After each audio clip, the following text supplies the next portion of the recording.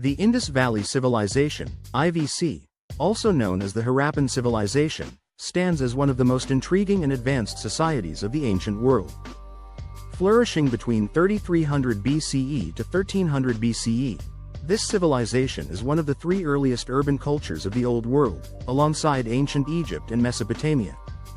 What sets the Indus Valley Civilization apart is its extraordinary achievements in urban planning, social organization, trade, and craftsmanship, many of which were far ahead of their time. Despite being over 4,000 years old, the civilization continues to fascinate historians, archaeologists, and scholars due to the numerous unsolved mysteries surrounding its rise, governance, religion, and eventual collapse. Geography and location. The Indus Valley Civilization developed along the fertile floodplains of the Indus River, which flows through what is now modern-day Pakistan and northwest India. The vast geographical spread of the civilization is one of the reasons it remains so remarkable. Covering over 1.25 million square kilometers, the civilization extended from the foothills of the Himalayas in the north to the Arabian Sea in the south, and from the western borders of Baluchistan to the Ganges-Yamuna Doab in the east. This makes the Indus Valley one of the largest civilizations of the ancient world. Unlike the river-based civilizations of Egypt and Mesopotamia, where the heart of the civilization was centered around a single river, the Nile and the Tigris-Euphrates, respectively, the Indus Valley spanned multiple rivers, including the Indus, Sutlej, Ravi, Jhelum, and Beas.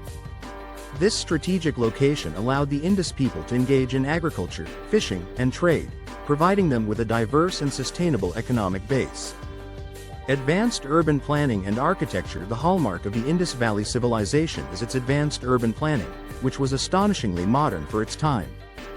The cities were meticulously designed, with a well-organized grid layout that reflects careful planning by the society's engineers and administrators. The streets of major cities like Mohenjo-Daro and Harappa were laid out in a precise grid pattern, with wide avenues and narrower residential streets branching off at right angles. The uniformity in design across cities indicates that the civilization had a centralized authority or a common set of building practices that were followed across its vast territory.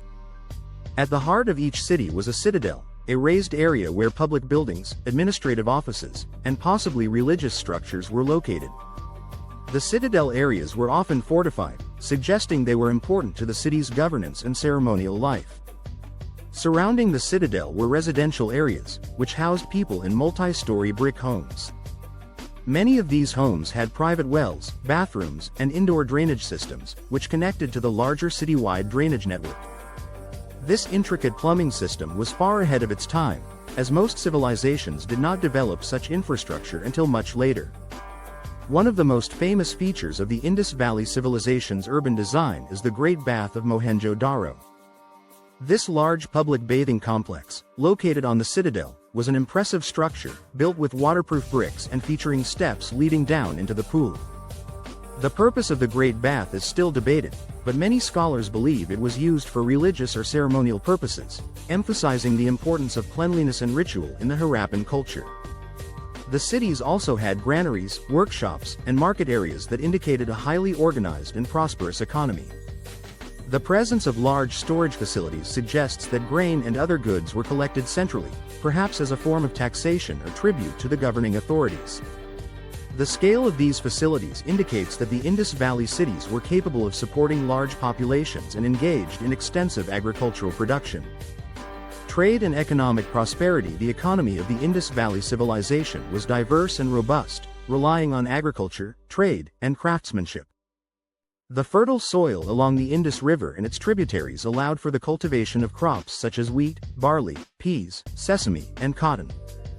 Remarkably, the people of the Indus Valley were among the first in the world to cultivate cotton, and they likely produced textiles that were traded with neighboring regions. The discovery of cotton seeds and textile fragments from the civilization indicates that cotton played an essential role in both their domestic economy and trade networks. In addition to farming, the Harappans were skilled craftsmen, producing a wide variety of goods including pottery, beads, shell ornaments, and metal tools.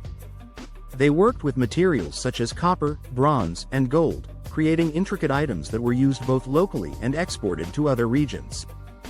Their craftsmanship was so advanced that some of their techniques, particularly in bead making, have yet to be fully replicated. The Indus Valley Civilization was deeply involved in long-distance trade, connecting them with neighboring civilizations such as Mesopotamia, Persia, and possibly even Egypt.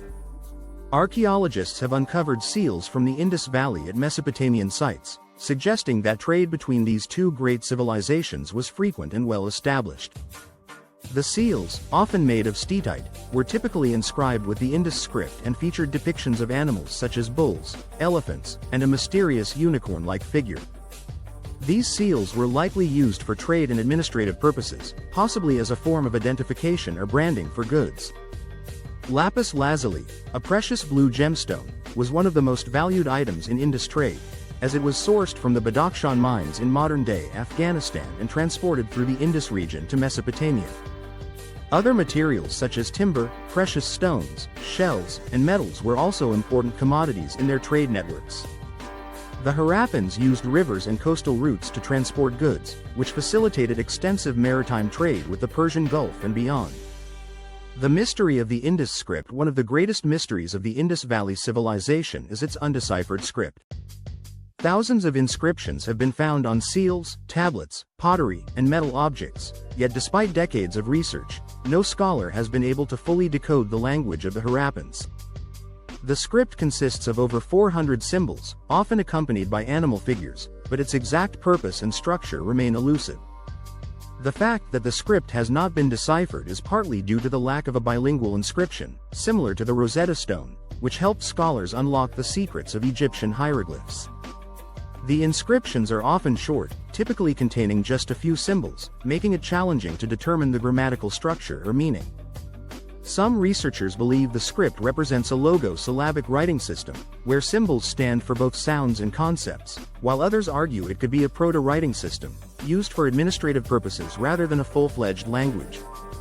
The inability to decipher the Indus script has left many questions about the civilization unanswered, particularly regarding their political structure, religion, and legal systems.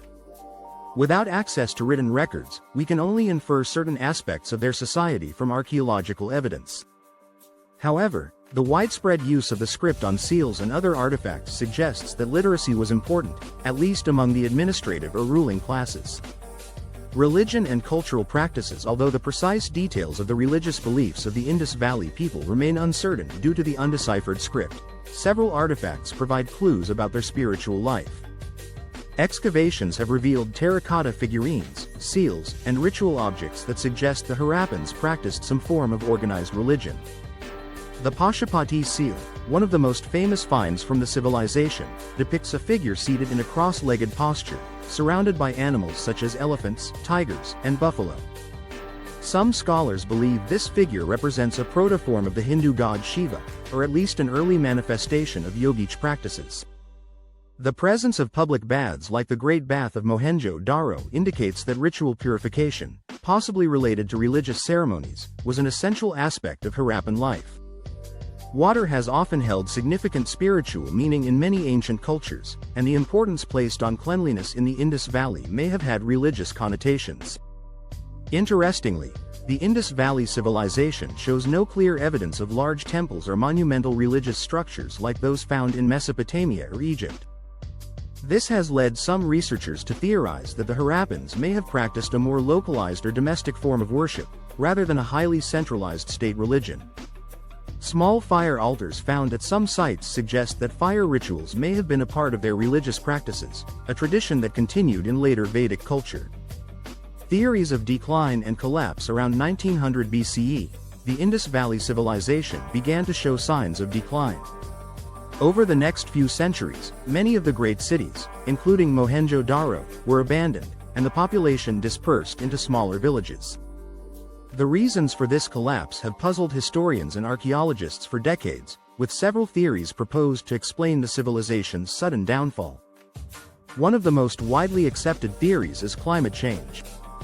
Some researchers suggest that a shift in the monsoon patterns, which provided vital rainfall for the Indus River basin, may have led to prolonged droughts, making it difficult to sustain large populations in urban centers.